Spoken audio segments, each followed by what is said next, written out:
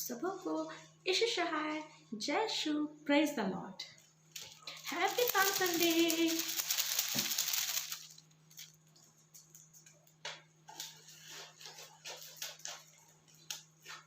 तो आइए इससे पहले कि हम वीडियो स्टार्ट करें, आइए हम परमेश्वर से दुआ करें।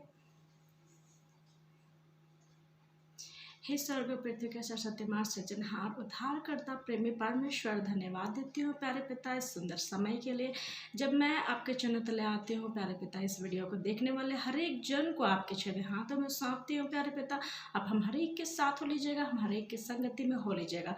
परमेश्वर पिता धन्यवाद देती हूँ प्रभु कि आपने हमें जीवित रखा और इस समय प्रभु हम लोग आपको ही सराहने पाते हैं, आपके नाम को छठाने पाते हैं, आपकी महिमा आपकी स्तुति करने पाते हैं। प्यारे पिता हाँ, जाने अनजाने में हमने जितने भी पाप दोष अपराध किया है और आपके मन को दुखित किया है प्रभु, उन सारी बातों के लिए आप हमें क्षमा कर दीजिए और प्रभु अगुवाई कीजिएगा कि आप अपने पवित्र लहू से हमें धो सुधा पवित्र कर दीजिए, क्योंकि वचन हमें बताती है कि पवित्र बनो क्योंकि मैं पवित्र हूँ। सचमुच प्यारे पिता हम ये विश्वास रखते हैं कि आप पवित्र हैं, इसलिए आप अपने पवित्र लहू के द्वारा हम हर एक जन को पवित्र कर दीजिएगा। परमेश्वर पिता इस कोरोना वायरस से हमें बचाए रखने के लिए धन्यवाद देते हुए प्यारे पिता और अगुवाई कीजिए कि आप अपने छुदे हाथों से हम हर एक को छुए परमेश्वर पिता, ताकि हम हर एक लोग आपके पवित्र नाम से सुरक्षित पाए जाने सकेंगे और आप में ही भले और चंगे रहने पाएंगे। हर एक बातों को प्रभु जी आप ही के हाथों में सौंपते हैं, आगे का सेशन को आपके हाथों में सौंपती है और प्रार्थना आपके बेटे हमारे उद्धारकर्ता प्रभु यीशु मसीह के मीठे नाम से मांगती हूँ, सुनिए और स्वर्ग के राज में ग्रहण कीजिए, आमीन। पाम संडे जिसे हम खजूर पर्व और परमाणु पर्व के नाम से भी जानते हैं। जब हमारे घर में मेहमान आता है तो हम उनका स्वागत करने के लिए बहुत सारे तैयारियां करते हैं। हम अपने घरों को साफ़ सफाई करते हैं, घरों को सजाते हैं, उनके लिए पकवान बनाते हैं। उसी प्रकार जब परमाणु पर्व है पाम संडे, तो पाम संडे के उपलक्ष्य में हम अपने चर्च को साफ़ करते हैं, चर्च को डेकोरेट करते हैं। तो आइए हम छोटी सी झलक देखते हैं।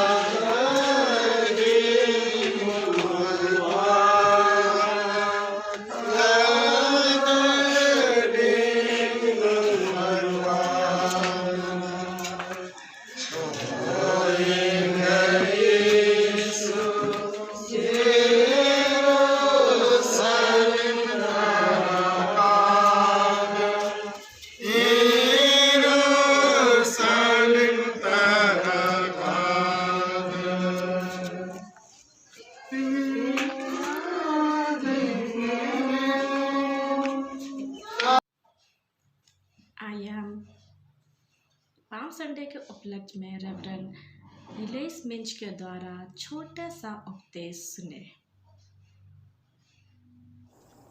आप सबों को यीशु सहाय और पाम संडे की ढेर सारी बधाइयाँ आप सबों को। परमेश्वर पिता आप सबों को आशीष दे।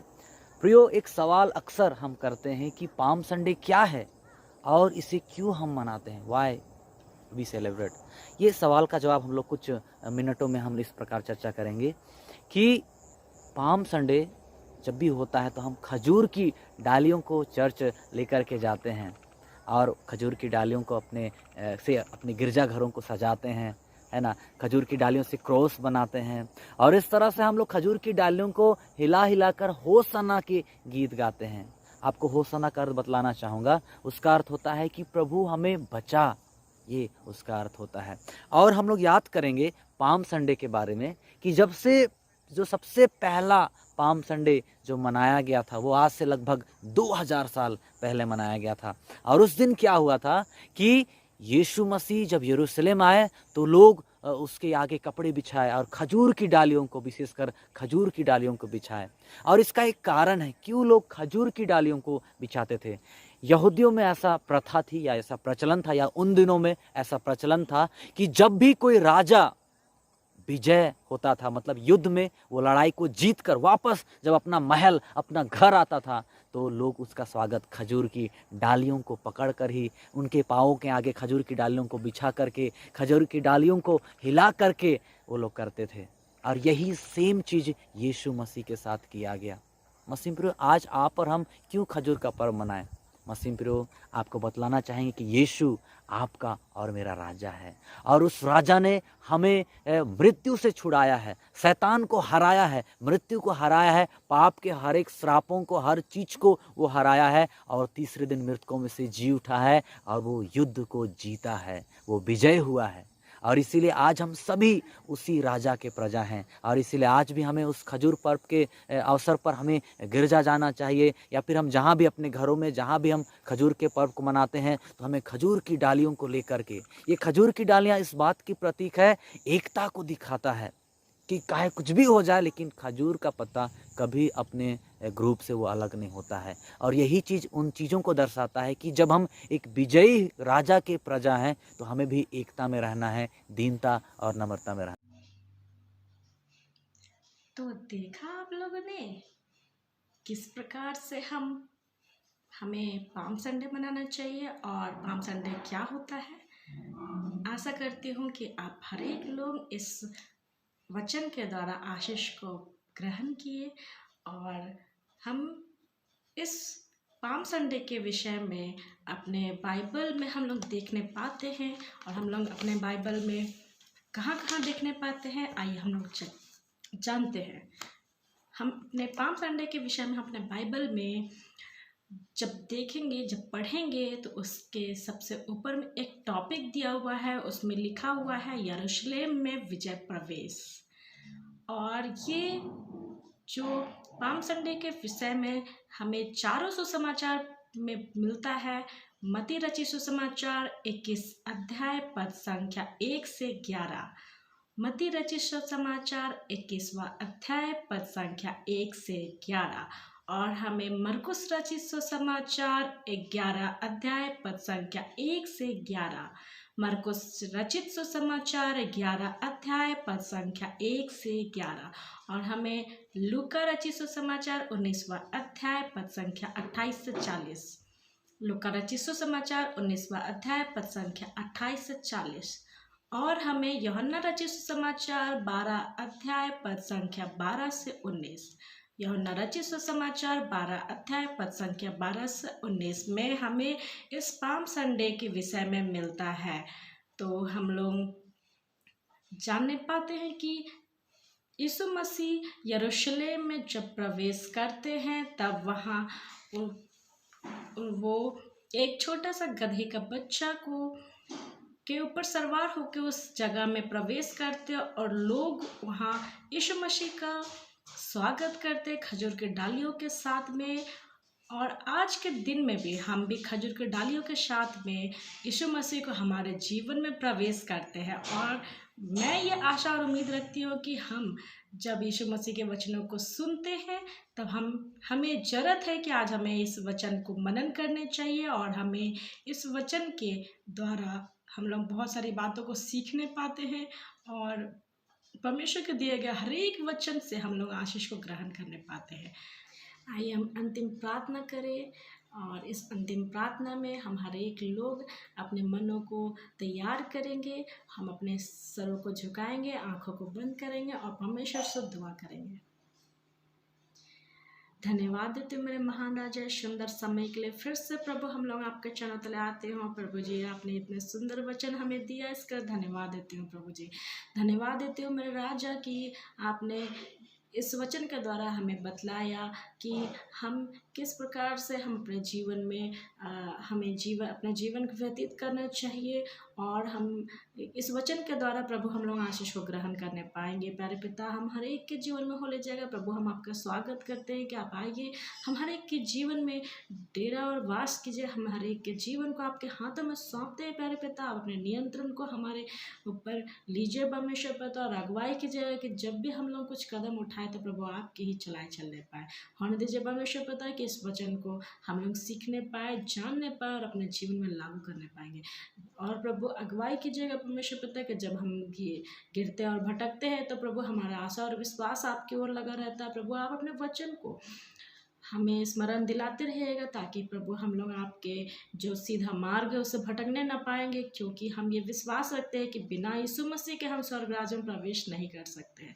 सचमुच प्यारे पिता, आज हमें ज़रूरत है आपकी ही संगति का प्रभु जी, और आप हमारे साथ हो ले जाएगा, हमारे संगति में हो ले जाएगा। हर एक बातों को प्यारे पिता आप के हाथों में सौंप देती हूँ। सारा आदर और सारा महिमा आपको देती हूँ। प्रार्थना आपके बेटे हमारे उद्धार करता प्रभु यीशु मसीह के मीठे नाम से मांगती हूँ, सुनिए और स्वर्ग के राज्य में ग्रहण कीजिए। आमीन। तो आज से जो हम लोग का खजूर पर्व है, खजूर पर्व के दिन से ही यानी कि पाम संडे के दिन से ही हमारा पवित्र सप्ताह शुरू हो जाता है।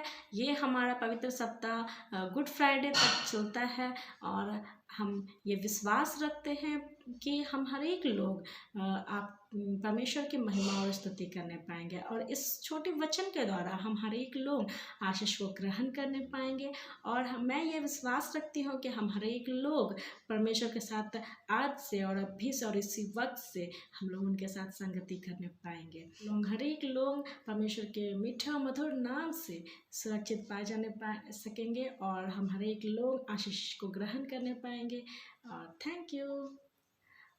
और जाने से पहले मेरे चैनल को लाइक, शेयर, सब्सक्राइब जरूर से करते हुए जाएंगे। बाय।